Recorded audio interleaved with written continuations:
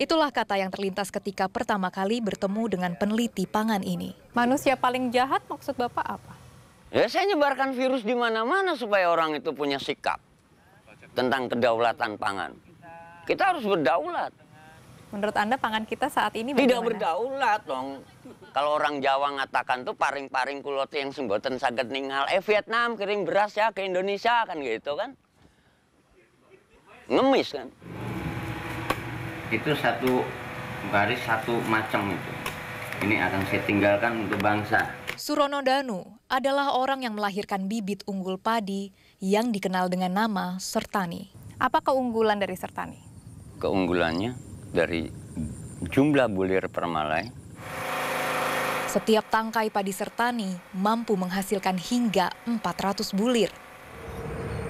Sementara padi biasa kurang dari separuhnya. Semua nama Sertani itu memerlukan air sangat sedikit. Dan di antara beberapa nomor yang ada, punya keunggulan dengan tahan salinitas. Salinitas kandungan garam, seperti sawah yang di pinggir laut, kena air rob atau payau. Oke, berarti sebenarnya bisa kita katakan bahwa ini jenis padi yang istilahnya lebih mudah diaplikasikan di berbagai jenis lingkungan tanah. Betul.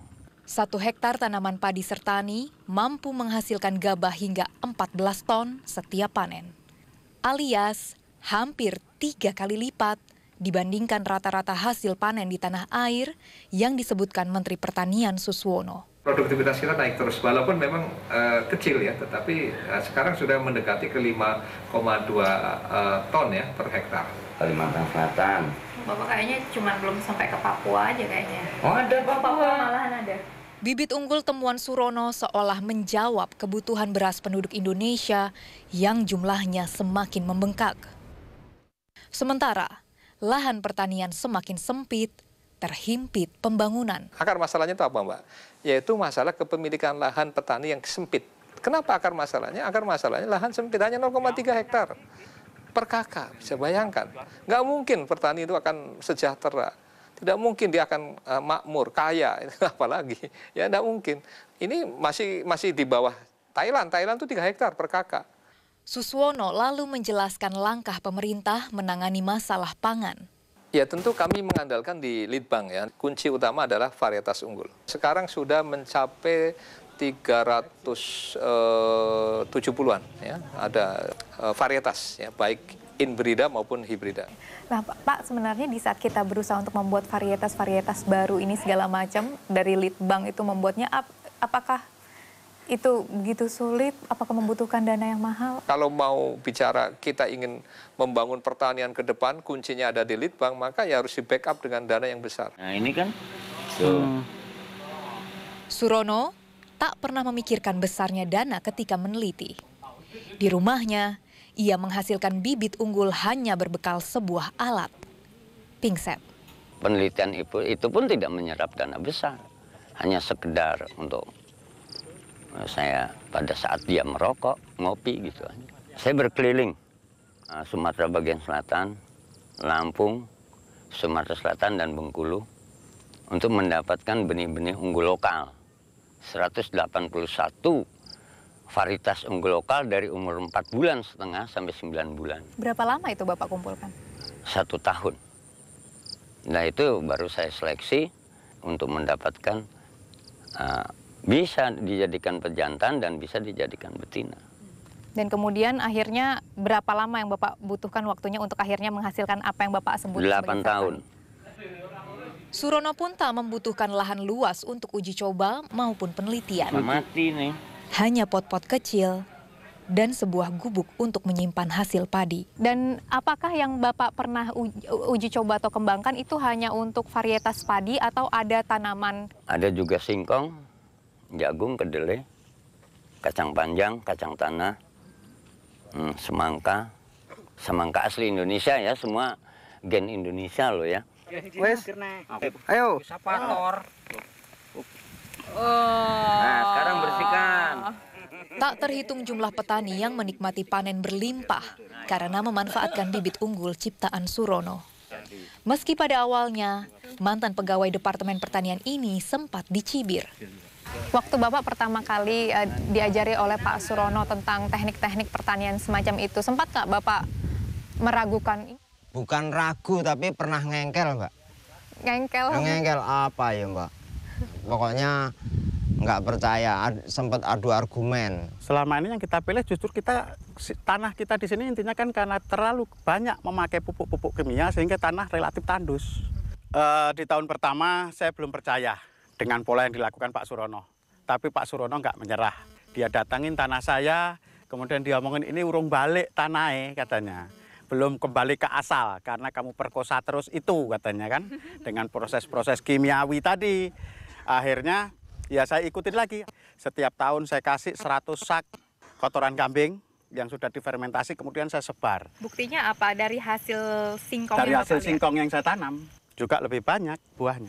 Dari satu pohon? Ya, dari per pohon. Kalau tadinya saya nanam paling banyak 25 ton, tapi sekarang kalau ngomong 40 ton, ya bukan spesial. Udah biasa 40 ton. Dengan temuannya, Surono ingin mematahkan mitos yang dipercaya sebagian petani, yang menyebut bibit padi hibrid impor lebih baik dari bibit lokal. Tidak tahu siapa yang salah, tapi mestinya kita salah semua. Termasuk Menteri Pertaniannya juga salah. Kenapa bisa begitu? Kenapa mendatangkan benih hybrid dari China? Yang akibatnya tahun-tahun yang lalu di daerah Klaten, di daerah Karanganyar, Magetan, di mana-mana wereng merajalela. Dan petani itu bukan buruh ya. Bukan buruh yang kerja mendapatkan uang. Dia bekerja bagi dirinya sendiri dan tanpa ada asuransi. Sekarang kalau diberi benih hybrid yang tidak satu gen dengan benih-benih yang kita punya, apa pemerintah mau ganti? Berapa luas yang tidak panen dan berapa kali mereka tidak panen? Sekarang timbul wereng lorek, wereng yang dulu ada coklat, putih, hijau, sekarang ada yang belang. Udah ada mutasi gen yang baru. Untuk yang sudah ada saja kita udah payah, apalagi menghadapi yang kita belum tahu bagaimana cara membunuhnya. Bapak sudah pernah mencoba membudidayakan bibit dari padi hibrida? Sudah sekali. Hasilnya bagaimana? Yang saya dapat biasa aja, Mbak. Biasa aja. Padahal kan katanya itu bibit unggulan. Bapak sepakat dengan hal itu? Enggak juga, karena saya sudah ngalami. Jadi padi hibrida itu tidak lebih. Setelah saya tanam padi hibrida, tahun besoknya itu saya ketemu padi sertani yang produksinya menurut saya lebih bagus. Dia memang lebih tahan terhadap serangan hama dan penyakit. Hasil produksinya lebih tinggi karena saya memang melakukan perbandingan beberapa varietas.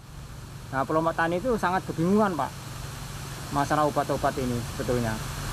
Ada yang menentukan obatnya ini, nanti tahun lagi ganti ini lagi gitu. Jadi sekarang ini petani sangat bingung, Pak. Nah, bagaimana caranya mengendalikan hama yang akan datang itu jangan satu orang menyemprot, mengendalikan hama yang satu tidak. Kalau bisa semua bersama-sama. Satu hamparan bareng. Satu hamparan bareng. Surono tak meraup uang dari bibit unggul temuannya. Bukan menemukan, Lori. Tepatnya? Saya melahirkan buah pikiran. Oke. Di sini kesalahan dari pemerintah kita yang lalu mencetak sarjana. Jadi sarjana ini seperti ubin, dicetak, tidak berkembang. Saya ingin melahirkan. Dengan sendirinya akan berkembang. Dari mulai tanah karo. Ia berbagi tanpa berharap kembali. Ada permintaan seperti bibit sertani atau juga bibit singkong yang lainnya itu dari luar Lampung? Sangat luar biasa banyak. Cuma saya kan nggak punya areal untuk pembibitan. Bagaimana cara Bapak mengirimkannya kepada mereka semua? Saya selalu ngirim lewat jasa pos. Terkecuali kalau memang mereka minta nanti ambil sendiri kan gitu ya. Dan Anda memberikan itu gratis? Saya memberikan gratis. Gratis, tatkala sejumlah orang asing mengincar bibit unggulnya. Tapi semua tawaran menggiurkan dari Malaysia, Thailand, Vietnam, Jepang, dan China justru ditolaknya. Saya dengar ada yang mengakomodir waktu itu melihat hasil dari padi dari sertani dan bisa membayar Anda. Betul, itu dari negara luar. Banyak yang sudah tahu kok. Itu 1 gram 400 juta. Dia hanya minta 400 gram. Sedang 1 gram isinya hanya 33 butir. Anda menerima tawaran itu sekali, 2 kali? Berulang.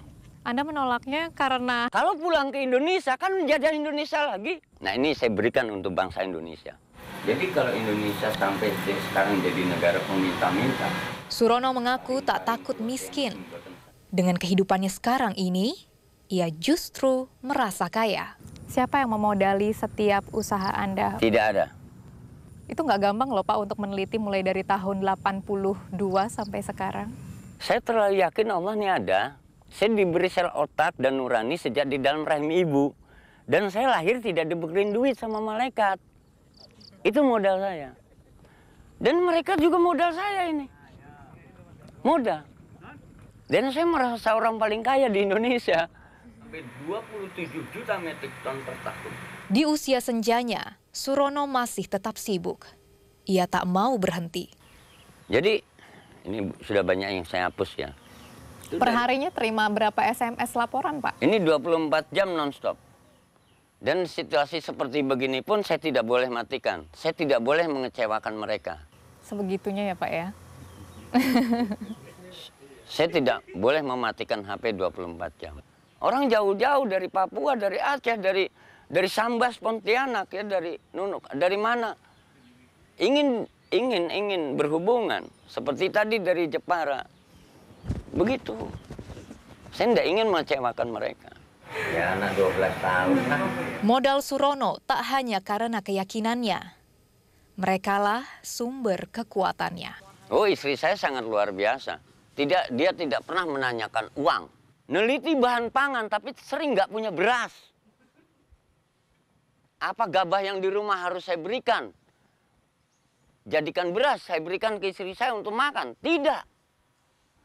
Orang paling celaka saya. Anak saya tuh namanya Fania Ayuning Tiasari ini tuh. Sampai saya kasih makan jagung untuk pakan ayam penelitian saya. Dia tidak sanggup ngatakan ke mamanya, "Ma, bilang papa, aku mau maam sego kuning. Nasi kuning itu jagung." Mencret dia. Yang pahlawan bukan Surono dan Rohmiati itu. Istri saya. Separuh usia pria kelahiran Cirebon ini dicurahkan demi sebuah mimpi. Mimpi di negeri yang telah melupakan petani. Nenek moyang tidak mengajarkan jadi minta-minta. Minta beras ke negara asing. Yang belum tentu mutunya bisa sama dengan yang kita punya. Karena saya ingin Indonesia ini berdaulat tentang pangan. Bukan ketahanan pangan. Dan saya merasa bahwa bangsa Indonesia ini bangsa yang besar.